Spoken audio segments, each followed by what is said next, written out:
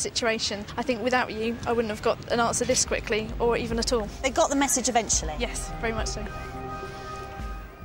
Lucy Siegel's here. It now falls to Lucy to do some consumer journalism in front of the Queen of Consumer Journalism. It's like singing opera in front of Kanawa or something. We'll cover this story again. Yes. On Watchdog. You did properly, yeah. Yeah. I wasn't going to say that. I thought I'd say it for you. Yeah. Very nice to see you. Nice to see you, yeah. Lucy, what should you be looking out for? The cancellation policy within your insurance claim is obviously crucial here, so you've got to know what's there. Well, you've got to make sure there is a cancellation policy. You've got to make sure there's a cancellation policy. You should be on a consumer show. Do you know, I really should. I really should. Tell us all about it. OK, I'm going to go for it now. I'm not going to be put off.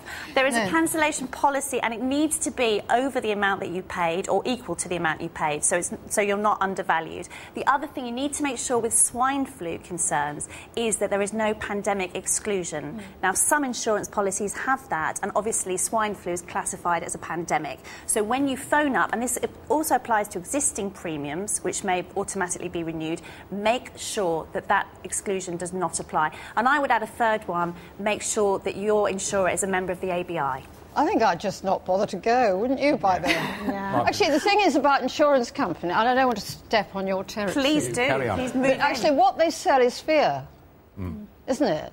Because swine flu, up till now, has been incredibly mild, and I don't know why you're worried that you're going to get swine flu in a holiday in the autumn. And if you do, is it going to be that terrible? OK, well, they did always say the autumn wave would be worse, but point taken. It hasn't happened so far. It's great to have you back on Watchdog. But is it, just going back to your very first show, way back... Oh, you know, because I'll be in an awful outfit. I know.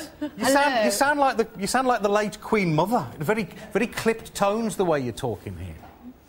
Hello and good evening. I'm Anne Robinson, and this is the start of a brand new series of Watchdog, the programme that guards your interests. Tonight and in the coming weeks, a host of stories which relate directly to our daily lives. There, I do. I've lost weight since then. I've had a facelift. I've had to colour my hair. But you've become less posh, though. Do you think? Yes, I think, yes. I like the new Anne. Yeah. I'm not really posh at all. No, but you certainly sounded it there. Is it? I haven't got a Birmingham accent. No. It's a blessing.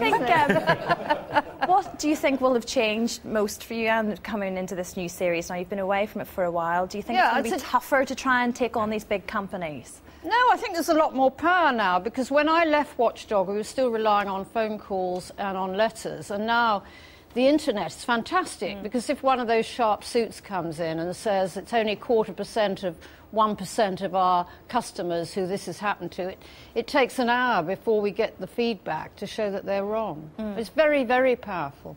I mean, companies have changed in this awful thing of copying America, so there are call centres, customer service centres everywhere.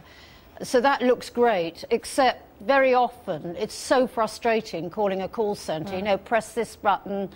You know, if you've got one leg longer than the other, press number 3 for this, and you never talk to a person. Yeah, so frustrating. So that's customer care in name, but in practice. And I think things like probably mobile phones of the phone companies, that's much bigger than it was when I was on Watchdog in the turn of the century. Yeah. Well, we look forward to seeing it tomorrow. Yeah, tomorrow. BBC 8 One o'clock. at 8 o'clock, yes. Thursday, 8 o'clock. We're fully briefed. Oh, yeah. 8 o'clock, BBC One. OK. Watchdog's back. BBC One, Thursday, 8 o'clock. OK, we've got there now. Our week-long look at the difference between male and female brains continues. Tonight, getting to the bottom of that age-old argument, who has the best navigational skills?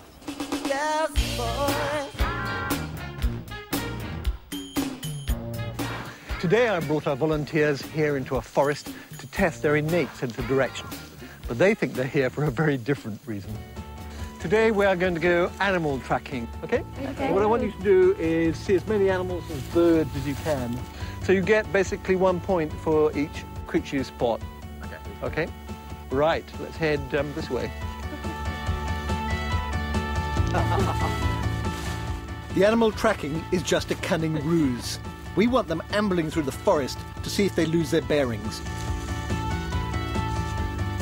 Do you think any of you guys would survive in the forest? Yeah. Ray Mears is nothing on me. OK. There's a bird over there. OK, where? You've missed it, it's just... yeah. Because we are surrounded by rather similar-looking trees, our subjects can't use landmarks to help them.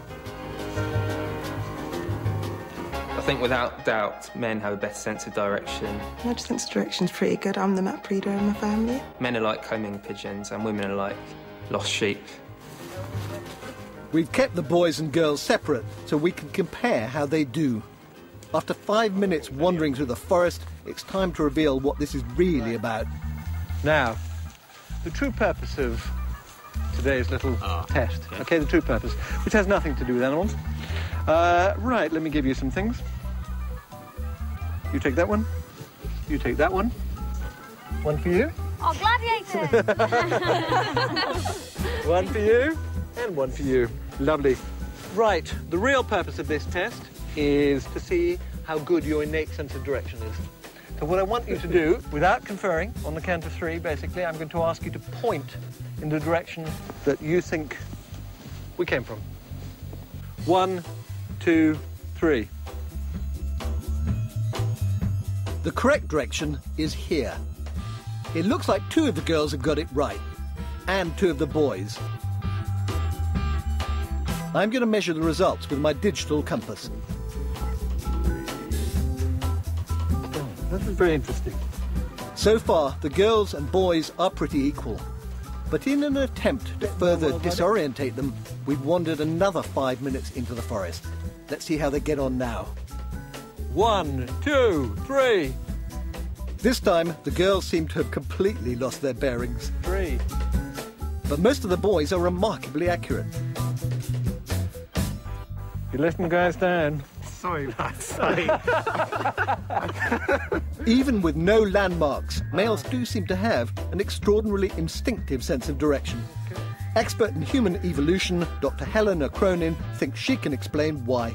So when you look at brain scans of men and women navigating, do they do different things? Yes, surprisingly they do. What men do is they use the part of the hippocampus that's the brain's own internal compass. We can think of it that way. And so they can just sail along without even really paying much attention to it. The brain just gets into autopilot. But while women do use part of their hippocampus, they also use this other part, near the front of the brain, which is associated with more conscious thought processes. So I have the results here, and they were very, very interesting. Essentially, the first stage, which was wave 1, you were pretty well equal. The guys were slightly better, except for Johnny, who was spectacularly bad, and who, I'm afraid, brought it down. What was really interesting was wave 2. Again, Johnny was spectacularly bad. But the girls were spectacularly worse. Oh, yeah. So that is another stereotype which has gone true to form. So it seems that, though controversial, there are small but significant differences in the way men and women's brains work. There you have it. As with everyone else on the show this week, we've asked Anne to take our online test to find out just how male or female her brain is. Yeah. There she is, in action. Concentrating. Absolute lightning she was, taking it extremely seriously, matching those lines up and the angles. It was very boring, actually. Very involved. It's an extremely interesting test, and we're very proud of it, Anne. Let's see the results, shall we? Yeah. We'll remind ourselves, first of all, everybody else. Christine's practically a bloke, 19 out of 20. I'm just behind on 18. Henry and Moss, both hopeless. Let's see how she did. Anne Robinson. Oh, that's a very just on the feminine score. side of proper. Yeah. That's I good, lost Anne. interest. Yeah, yeah. I mean, but what... It was Look, so... we were nice about Watchdog. Can't you be nice about our little test? I didn't think... What was so what? Yeah. I'm telling Michael Mosley you I knew this would happen. I said it should be difficult. And look what's happened. Well, look, if you want to do the boring test, just go to our website. Bore yourself for 30 seconds, as Anne would say. 19 she got. I know. I'm more of a man mentally than he is. Absolutely. Says a lot, doesn't it? Join us on Friday, where we'll be going through Watchdog with an in-depth critique of everything that happens on their first show. Well then, where do we go next? Completely. Crack on. As I say to the contestants, crack on. Right, crack on. Where are we? I was just going to say, we were asked about the weakest link before, and we were too scared to go on. I was too scared. To do what? To do the weakest link. What? You